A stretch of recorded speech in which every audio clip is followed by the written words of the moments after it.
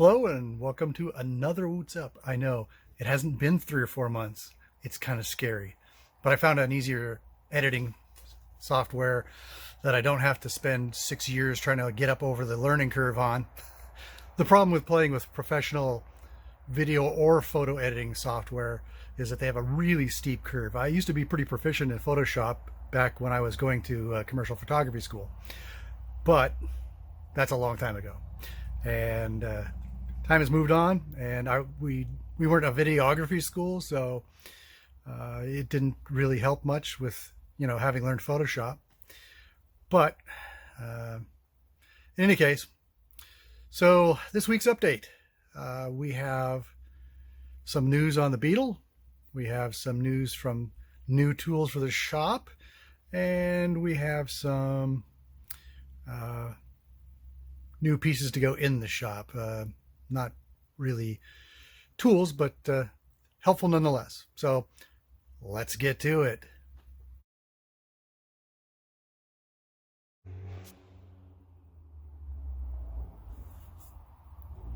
Okay, so first things first, look, I have some shelves. You can kind of see what they are. They're pretty crusty. I got these at an auction of a auto parts store that was going out of business. They're cheap, they're old, they're kind of crusty, as I said. There goes another one of our local loud but slow guys. You can kind of see these have a lot of shelves. So a couple of them are going to go up for my wife's dahlia farming operation, and the rest will be for me to put in the shop for various and sundry items. I got them. Interesting story with this. I won the auction on 3 shelves for 15 bucks total. So $5 a piece. I go there to pick them up, and the guy says, "Hey, do you want any more of those? I've got like 6 more of them." I'm like, I don't think I can fit more than a couple. So we actually managed to fit 5 of them in the van. It was a tight fit. There were 4 of them crossways and one on top. It was interesting unloading them, which is why they've been sitting in the van for about 2 months now, or a month and a half. So as you can see, I haven't had to go anywhere with the van. The other big news is that I have ordered a CNC plasma table. So all the brackets and things that this is going to require and the low cost is going to require, they're going to look nice and they're going to be professional looking. How's that? It's I've used the handheld plasma cutter on this thing fairly extensively, and it's pretty tough to get good looking results. I mean, just right up front, anybody who can freehand that stuff, my hat's off to you, because I sure can't. Anyway, so it's got about an 8-week lead time. They're waiting on plasma cutters, which is kind of funny. So I already have a plasma cutter. Unfortunately, CNC plasma tables require a non-high frequency start.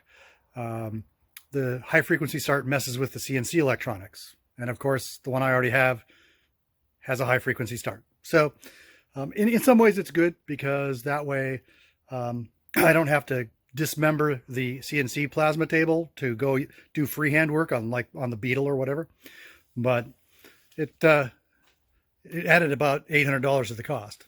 The other thing I did this week, as you can see, we now have a main roll hoop in the car. This was not an easy task. This is actually the first one of these I've ever built from scratch.